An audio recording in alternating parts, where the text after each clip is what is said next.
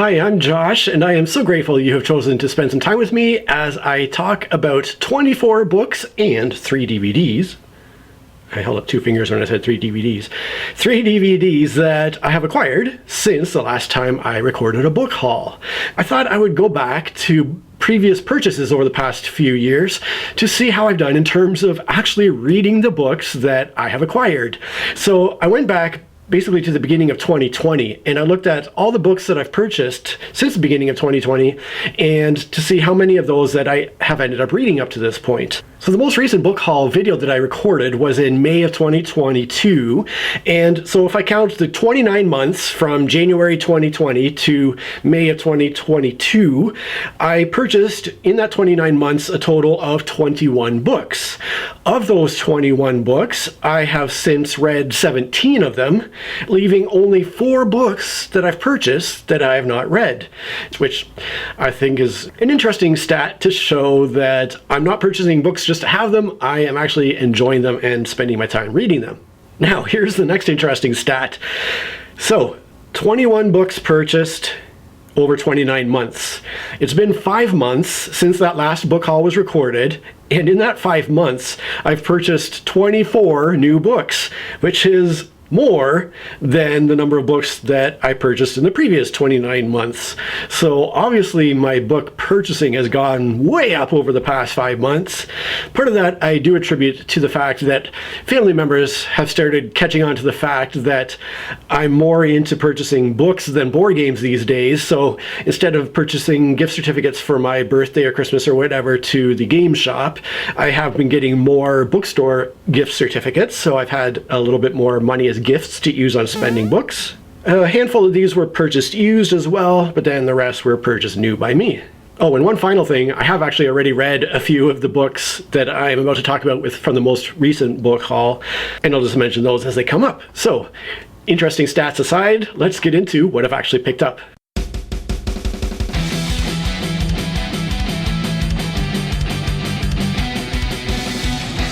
The first several books in the list here I've picked up as a direct result of really enjoying some of the author's previous works. So the first trilogy I have here is the second Seven Waters trilogy, and if you saw my video about the first Seven Waters trilogy, you'll know how much I loved that series. And so of course I had to go up and pick up the second trilogy, which is made up of Heir to Seven Waters, Seer of Seven Waters, and Flame of Seven Waters, all by Juliette Marillier. The next few books here are a very similar situation. I read Joe Abercrombie's The First Law trilogy. It immediately rocketed up to the #1 favorite fantasy series I've ever read, although that was since challenged by the Strange the Dreamer duology, which the video review of that is going to be coming out. I don't know if it's going to be before or after this particular video, so if I haven't released it yet, you'll have to wait and see if it ended up dethroning The First Law as my #1.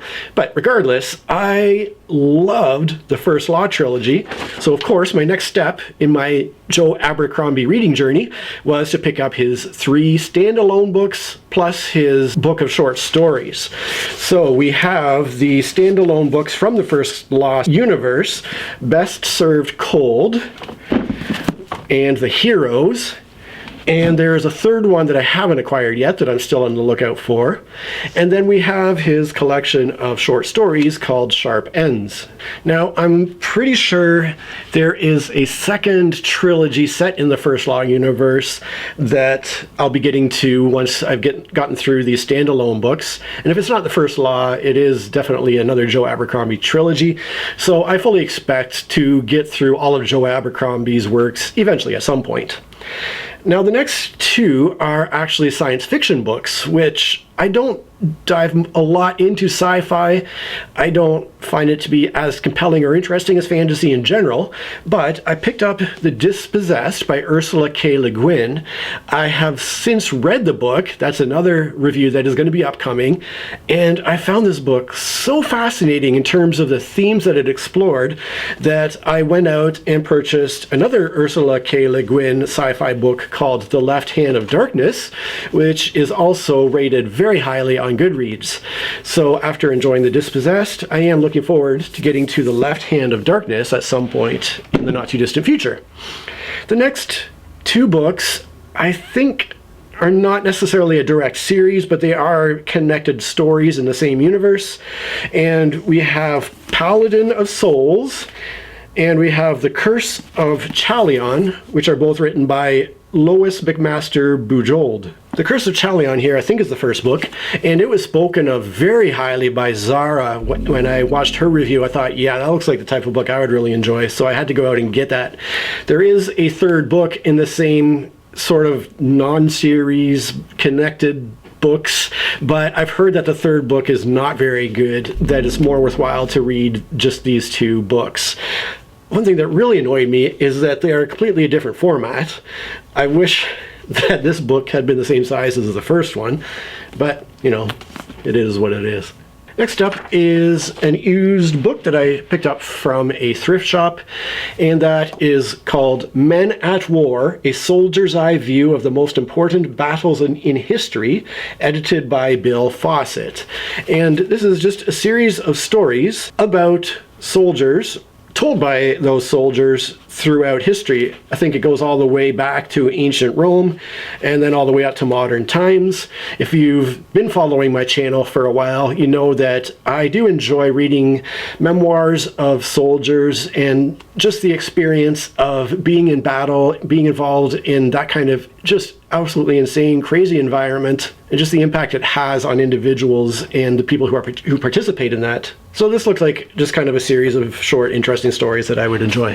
One recent book video I did was about a couple of Kurt Vonnegut books, and in that video I talked about that my number one favorite books across all genres were 4 books that were collections of Kurt Vonnegut's writings and essays and speeches. And so I found another one that was out there, and this one is called If This Isn't Nice, What Is? The Graduation Speeches and Other Words to Live By, Even More Expanded 3rd Edition by Kurt Vonnegut. So I fully expect that this will also be one of the books that I count amongst my very favorite books across all genres when I get a chance to read it. If you watched the video review I did about the previous 2 Vonnegut books I read, you'll see that I was quite disappointed because I thought that I was reading more of his essays and speeches and so forth, but they turned out to be more kind of short stories and novellas, and I didn't enjoy his fiction quite as much. This next book is a literary fiction book, and the reason I picked it up was because a few years back, I read Days Without End by Sebastian Barry, and it immediately became one of my favorite works of fiction of all time. And I did not realize that there was a sequel to that book called A Thousand Moons. And so as soon as I found out that this was out there, I went ahead and ordered it immediately. I do have a video review of Days Without End if you want to search my channel for this particular title and see why I enjoyed it so much. But yeah, here's a rare non-fantasy book that I thought I would really enjoy. Now, one subgenre of fantasy that I've always been on the lookout for in terms of just finding really high quality good books is steampunk. I love steampunk with its wonderful setting and gadgetry and just the fun that you can have with that genre, but I've never found a steampunk book that really blew me away. I've read several that I thought were okay and entertaining, but I'm still on the lookout for great steampunk. And with that in mind, I went out and picked up this duology called the Clock Tower War Duology, which is made up of Clockwork Boys and The Wonder Engine by T. Kingfisher. I've heard really good things about T. Kingfisher as an author. These are very short books with large print to boot, so these are going to be very quick reads, but I've heard that this is very good steampunk, so it remains to be seen whether that's true or not. In any case, it's certainly not going to be a long read when I get to it eventually. Next up is a big epic fantasy series. In one of my previous book hauls, it might have been my last one, I picked up the book Malice by John Gwynne, which is the first of 4 books in the Faithful and the Fallen series. And when I read Malice, I wasn't blown away. I was kind of entertained, but I wasn't sure if I would continue the rest of the series. Ultimately, I decided that it was interesting enough, it was entertaining enough that I would pick up the rest of the series. So I went out, I got Valor. I've since read Malice and Valor. I picked up Ruin. I'm almost all the way through Ruin, just have about 50, 60 pages left. And then the fourth and final book, we have Wrath. I am happy to say that John Gwynn's writing has improved as the series has gone on, and it is proving to be a very entertaining fantasy story. I will, of course, do a big review once I have finished all 4 books. And I'll talk about the series as a whole, as I typically do. Just before I go on to talk about the next books that I have here, I want to send out a huge thank you to my Patreon supporters. In particular, I want to thank my higher tier supporters, Joanna and Paul, and one of my Patreon supporters recently upgraded their monthly pledge, and now they're at an even higher tier, and that is Osmondus Purvect. And when I saw that, it had me choking up a bit. Don't want to get into details about my personal life, but it's something that is kind of needed for me right now. So the fact that somebody who was originally a higher tier supporter would increase their support even further just really blew me away, and I'm so grateful. I'm so thankful to all of you who support my channel, even if it's just a couple dollars a month. It all added together really helps me, and I appreciate it so much. Thank you. Next is a little standalone by Terry Pratchett. Terry Pratchett is an author who I admire and appreciate for the themes that he discusses in his books. I love Pratchett for his ideas, for his themes, but the stories were just okay in my mind in terms of the books I read from him. But I thought I would give him another chance with the book Small Gods. I feel like I'd be interested in a humorous send-up of religion, and I thought Terry Pratchett would be the one who would do a good job with that. So we'll end up seeing how Small Gods goes for me eventually. And now we have book 1 of the Black Tongue series, which is called The Black Tongue Thief by Christopher Buehlman. Nowadays, I tend to only pick up book 1s in series. After, in the past, I used to, if I was interested in a series, I would pick up the whole trilogy or however many books were in the series. And then I've been kind of burned, though, by not particularly enjoying series. So now I tend to just pick up book 1. And if book 1 is going really well, by the time I'm about 3/4 or so of the way through the book, then at that point I'll order the rest of the series. In this case, I think only book 1 is out so far. If I recall correctly, this is one that does work fairly well as a standalone, even if you don't read the rest of the series. As far as I understand, it does wrap up in a fairly satisfying manner, and I've heard it is both dark and humorous, which immediately calls to mind Joe Abercrombie, so that's what I'm interested in checking out. Next we have a little kind of illustrated kids book, maybe? This one is called The Boy, the Mole, the Fox, and the Horse by Charlie McKeesey, and it seems like one that is just an absolutely delightful little book that I might want to give to my kids to read if it's as good as other booktubers have said that it is. So it does look like a really beautiful little story. At some point when I have an hour, I'll blast through it and see how it goes, see if I want to either read it to my kids or pass it along to them to read. Now, the final acquisitions I have to talk about were purchased at a library sale. So as of recording this video, I think it was last weekend, I was in London, Ontario at the London Public Library book sale, which in non-plague times, they like to hold annually to sell off all their extra stock of books, I guess. And they always have a massive, massive room just chock full of tables of books. So I was down there with my kids, and we, between the 3 of us, picked out a bunch of fun books. What I found for myself was another Juliette Marillier book called Tower of Thorns. Unfortunately, it seems that this is the second book in a duology, and my older son, when we were at this book sale, said to me, "Daddy, I keep finding books that say they're like second or third in a series." I'm like, yeah, me too. Looks like all the book 1s are being bought up, and we got all these book 2s and 3s in the series. But to get a Juliette Marillier book at an extremely cheap price seemed definitely worthwhile.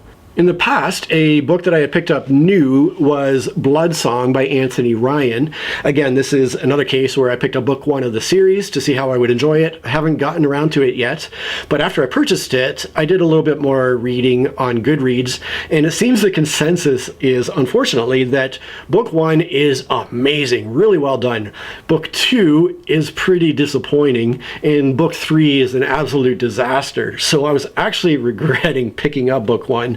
Although there also seems to be the opinion out there that you can just read book 1 and leave it at that and not be left hanging too much. But the point being here that when I was at the book sale, I ended up finding book 2 of the series. Again, another book 2 that was sitting on the table. This one is called Tower Lord. So I thought, you know, it's just $1, or I think it was just $1. And I figured, well, you know, I'll pick it up, and maybe if I really love book 1, I might carry on reading to book 2 and see what I think. But in any case, it didn't cost me much to acquire it. The final book is a kind of a similar situation, where this time I actually found a book 1 of a big fantasy series. And it wasn't one that I was really interested in checking out, but the fact that it was there for $1 seemed like, well, maybe I'll pick it up. And when I show it to you, you're going to be like, what do you mean you don't want to read this series? Are you out of your mind? And this is The Way of Kings by Brandon Sanderson, book 1 of the Stormlight Archive. The reason I wasn't super excited or super interested to get into it was because the only other Sanderson I've read was his first Mistborn trilogy, and I didn't like it a lot. I ended up unhauling the trilogy. And so I figured if I didn't love that Sanderson trilogy, to then dive into the Stormlight Archive seems like a kind of a foolish idea.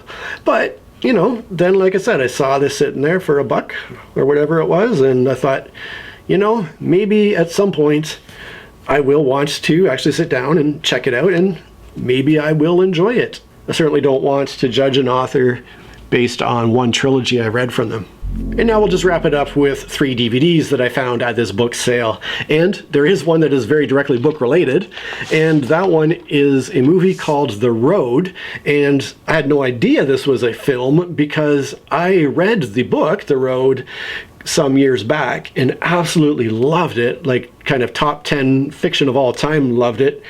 And when I saw this sitting there, I was like, oh, dang, they made a movie about that book.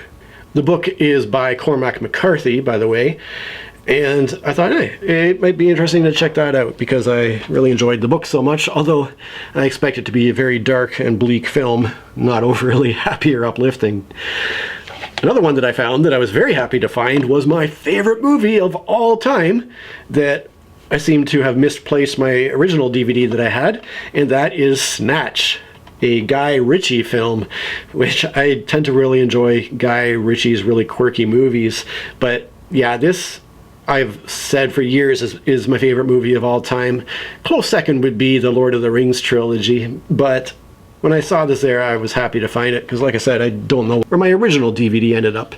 And the final one goes back to my interest in history, and this is a 3 DVD set called Warriors of the Night.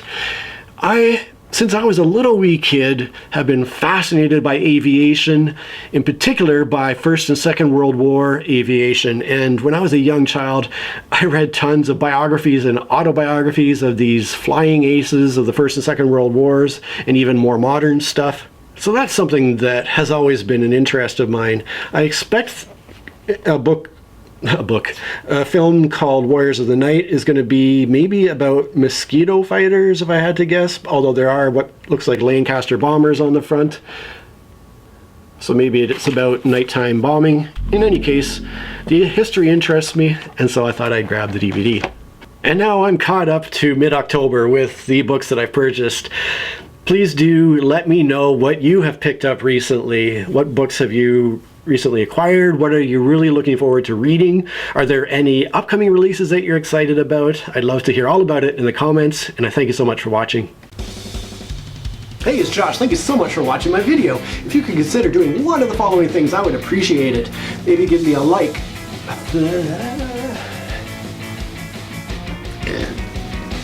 So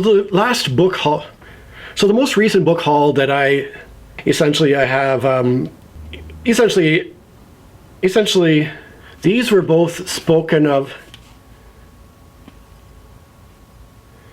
Cursive, I have actually read which is made up of the Wonder Engine and